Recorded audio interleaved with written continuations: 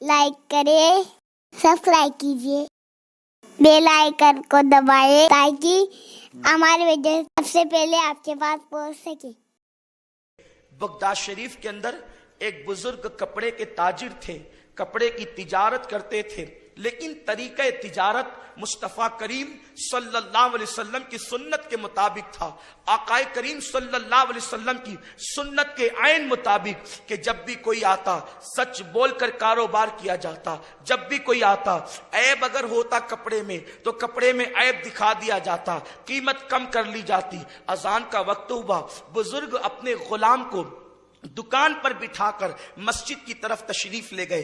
جب نماز پڑھ کر فارغ ہوئے اور واپس تشریف لائے تو غلام نے خبر دی، حضور ایک قافلہ گزر رہا تھا، گزرتے ہوئے قافلے میں سے ایک یہودی تھا، اس نے جو ہے وہ کپڑے کا پورا تھان خرید لیا، اور چونکہ گلے پر تالا لگا ہوا تھا تو میں نے وہ پیسے اپنے پاس رکھ لیے، اب آپ اپنی امانت کو لے لیں۔ انہوں نے کہا کون سا تھان بیچا تو نے؟ اس نے تھان بتایا۔ بزرگ فرماتے ہیں اس میں تو عیب تھا، کیا تم نے عیب بتایا؟ اس نے کہا اس کا علم مجھے نہیں تھا کہ کپڑے کے اندر عیب ہے۔ آپ فرماتے ہیں تب تو نے برا کیا، کیونکہ وہ کپڑا اتنی قیمت کا نہیں تھا، کیونکہ اس میں عیب تھا، عیب کے بعد اس کپڑے کی قیمت گھٹ چکی تھی تو تجھے اتنا نہیں لینا چاہیے تھا۔ اب دیکھیں پیسے زیادہ مل گئے، اگر پیسے ہماری جیب میں زیادہ آئے تو ہم مختلف ہیلے کرنے لگتے ہیں، ٹھیک ہے اب تو وہ چلا گیا ہوگا، اب تو پتہ نہیں اس کا ٹھکانہ کہاں ہوگا، وہ تو قافلے میں آیا تھا۔ لیکن اللہ اکبر، وہ بزرگان دین کی شان کیا تھی، کتنے حساس تھے وہ حلال کے معاملے میں، حلال و حرام کی تمیز کتنی ان کے پاس تھی۔ فرماتے ہیں کہ اس کے پیسے لا، پیسے لیے اور فرمایا کہ جلدی سے گھوڑا تیار کر، بتا قافلہ کدھر گیا ہے۔ اپنے گھوڑے پر سوار ہوئے اور سوار ہونے کے بعد جب وہ چل پڑے ہیں تو تھوڑی ہی دیر تک کے گھوڑا دوڑایا تھا کہ وہ قافلے سے جا ملے۔ قافلے والے ایک منزل پر اتر کر کے جو ہے وہ کھانے پینے کی تیاریوں میں مصروف تھے۔ جب گئے تو قافلے میں انہوں نے زور سے اعلان کیا کون وہ شخص ہے، کون وہ مسافر ہے جس نے بغداد کی سرزمین سے فلاں دکان سے کپڑے کا تھان خریدا ہے۔ ایک یہودی آیا، اس نے کہا میں نے خریدا ہے، کیا بات ہے؟ تو کہا کہ سن، اس دکان کا مالک میں ہوں، میرے غلام سے غلطی ہوئی ہے، اس نے عیب دار کپڑا عیب بتائے بغیر تجھے بیچ دیا ہے۔ میں مسلمان ہوں، میرا مذہب اس کی اجازت نہیں دیتا کہ کسی کو دھوکہ دیا جائے، اس لیے کہ میرے رسول نے فرمایا سچا مومن، کامل مومن کسی کو دھوکہ نہیں دیا کرتا۔ اللہ اکبر، یہ تیرے پیسے لے لے اور میرا تھان واپس دے دے، یا پھر ایک کام کرو، پہلے تم عیب دیکھ لو اور عیب دیکھنے کے بعد جتنے پیسے کم کر سکتے ہو نئے سرے سے سودا کرو۔ اللہ اکبر، اس نے کپڑا نکالا، کپڑا نکالنے کے بعد جب تھان کھولا، تھان کھولنے کے بعد کیا دیکھتا ہے اس میں عیب ہے۔ اس نے پھر اس کے بعد تھان کو باندھ دیا اور جو کپڑے وہ بزرگ لائے تھے، وہ جو پیسے وہ بزرگ لائے تھے، اس پیسے کو لے کر کے اس یہودی نے پھینک دیا۔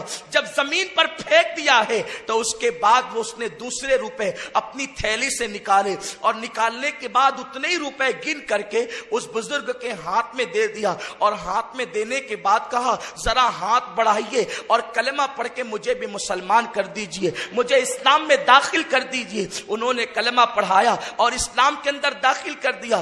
آپ غور کریں، تاجر اسلام کی یوں خدمت کرتے تھے، مال تجارت کے ذریعے سے دین یوں پھیلتا تھا۔ میرے پیارے آقا صلی اللہ علیہ وسلم کے پیارے دیوانوں، اس کے بعد جب کلمہ پڑھا دیا تو اب اس نو مسلم سے وہ بزرگ کہتے ہیں بھائی پیسوں کی تعداد تو زیادہ ہے، تو نے اتنے سارے روپے زمین پر پھینک دیے، وہ پیسے اٹھا لو یا پھر جو پیسے تم میں لایا تھا وہی مجھے دے دیتے، یہ نئے پیسے تم نے مجھے کیوں دیے؟ تو وہ مسکرا کر کے کہتا ہے بھائی سنو، کل تک میں یہودی تھا، بلکہ تھوڑی دیر پہلے تک بھی میں یہودی تھا، میرا مزاج یہ تھا، میرا انداز یہ تھا، میں نقلی پیسے لے کر کے نکلا کرتا تھا زیادہ تر، اور مسلمانوں کو اور غیر یہودیوں کو جو ہے وہ دھوکہ دینے کے لیے میں نقلی پیسے دے کر کے مال خرید لیا کرتا تھا۔ لیکن جب میں نے دیکھا کہ سچ بولنے والوں کا نقصان نہیں، سچ پر چلنے والوں کا نقصان نہیں، صداقت پر چلنے والوں کا نقصان نہیں،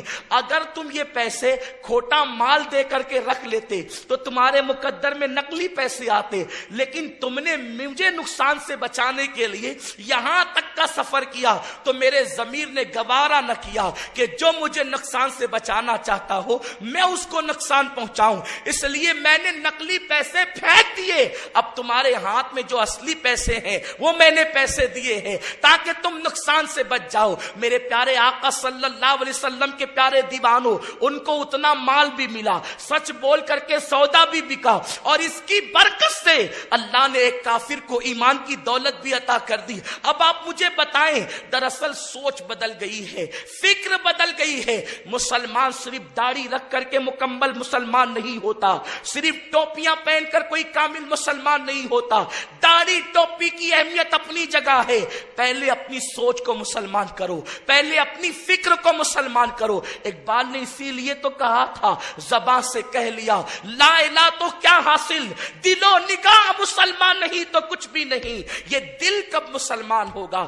یارو، خدا ہماری ٹوپیاں نہیں دیکھتا کتنی چھوٹی ہے کتنی بڑی ہے، کس رنگ کی ہے کس طرز کی ہے، کیسی بنی ہوئی ہے۔ خدا ٹوپیاں نہیں دیکھتا، خدا چہرے نہیں دیکھتا، پھر وہ کیا دیکھتا ہے؟ متفق علیہ بخاری مسلم کی روایت ہے، ان اللہ لا ينظر الى صورکم و الى اموالکم ولکن ينظر الى قلوبکم۔ اللہ نہ تمہارے چہرے دیکھتا ہے نہ تمہارے مال دیکھتا ہے، اللہ تو تمہارا دل دیکھتا ہے۔ جو خدا نہیں دیکھتا اس کو سنوار رہے ہو، جس پر خدا کی نگاہ ہے اسے کب سنوارو گے؟ یہ دل پاپی ہے، یہ دل گندا ہے، یہ دل خشیت ربانی سے خالی ہے۔ اس دل کے اندر دنیا کی محبت کا کتا بھر چکا ہے، اس دل کے اندر دنیا کی محبت کا کتا بیٹھ چکا ہے۔ اسی لیے تو آج مسلمان چند سکوں کے لیے کسی کی عزت میں ہاتھ ڈال رہا ہے، کسی کی آبرو پہ حملہ کر رہا ہے، کسی کو قتل کر رہا ہے، کسی کو دھوکہ دے رہا ہے۔ مسلمانوں، وہ مسلمان تھے، اب وہ قبروں میں سو گئے ہیں۔ اب انہیں چراغ لے کر نہیں، انہیں سورج لے کر تلاش کیجئے، انہیں نہ پاؤ گے جو حلال کے لیے 3 دن تک فاقے کرتے تھے، جن کے گھروں میں 1 مہینے تک چولہے نہیں جلتے تھے، صرف حلال کی خاطر کہ حلال ملے گا تو پکائیں گے، حلال ملے گا تو کھائیں گے۔ انہوں نے 1 مہینے چولہے بند کیے، انہوں نے 3 دن کے فاقے کیے، انہوں نے پیٹ پر پتھر باندھے۔ کیا نہیں پتا سیدنا ابو ہریرہ رضی اللہ تعالیٰ عنہ فرماتے ہیں، ہمارا حال یہ تھا کہ بھوک کی وجہ سے ہم مسجد نبوی کی زمین پہ چت لیٹ جاتے تھے تاکہ اس پیٹ کو قرار مل جائے۔ سیدنا ابو ہریرہ فرماتے ہیں، کبھی اوپر پہننے کے لیے کرتا ہوتا تو تہبند کا انتظام نہ ہوتا، ہم مسجد نبوی کے اندر جھک جھک کر کے چلا کرتے تھے تاکہ بے ستری نہ ہو جائے۔ کھانا سب کچھ نہیں ہے، غذا سب کچھ نہیں ہے، نیند سب کچھ نہیں ہے۔ اگر کھانا، سونا اور بچوں کی پیدائش اسی کا نام زندگی ہے تو بڑی معذرت کے ساتھ یہ کام تو کتا بھی کر لیتا ہے، کھاتا کتا بھی ہے، سوتا کتا بھی ہے، اس کے یہاں بھی بچوں کی پیدائش ہو جاتی ہے۔ اگر اسی کا نام زندگی ہے تو پھر زندگی کیا جی؟ کتے کی اور ہماری زندگی میں فرق کیا ہے؟ بلکہ بڑی معذرت کے ساتھ ایک بات یہ کہوں، کتے کو بھی یہ شعور ہے کہ مجھے کیا کھانا چاہیے اور کیا نہ کھانا چاہیے۔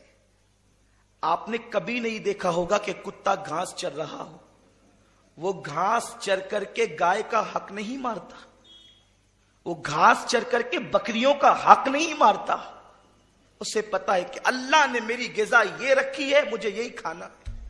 اے انسان، تو شیطان کا کتنا آلے کار بن گیا کہ کتے کو یہ شعور ہے کہ جو میری غذا ہے مجھے وہی کھانا ہے، تجھے شعور نہیں۔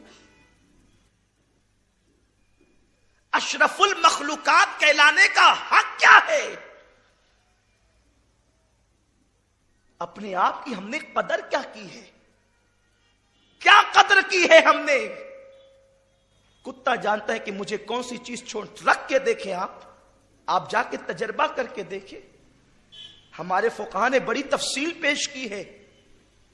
قربانی کے جانور کے حوالے سے بھی قربانی کا موسم آ رہا ہے کہ کچھ جانور ایسے ہوتے ہیں جو کتے اور بکری کے ملاپ سے پیدا ہوتے ہیں، تو اس کی قربانی ہوگی کہ نہیں ہوگی. اس سلسلے میں فقہا نے بڑی تحقیق، نفیس تحقیق پیش کی ہے کہ اس میں اگر بکری کی مشابہت زیادہ ہوگی یا بکری کی صفات کا غلبہ ہوگا تو ہو جائے گی.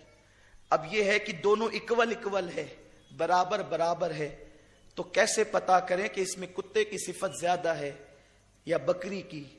تو کہتے ہیں کہ اس کے سامنے دودھ رکھ کر کے دیکھو، اگر وہ دودھ اور گھاس رکھ کر کے دیکھو، اگر وہ دودھ پیتا ہے گھاس نہیں کھاتا، سمجھ لو کہ کتے کی مشابہت زیادہ ہے.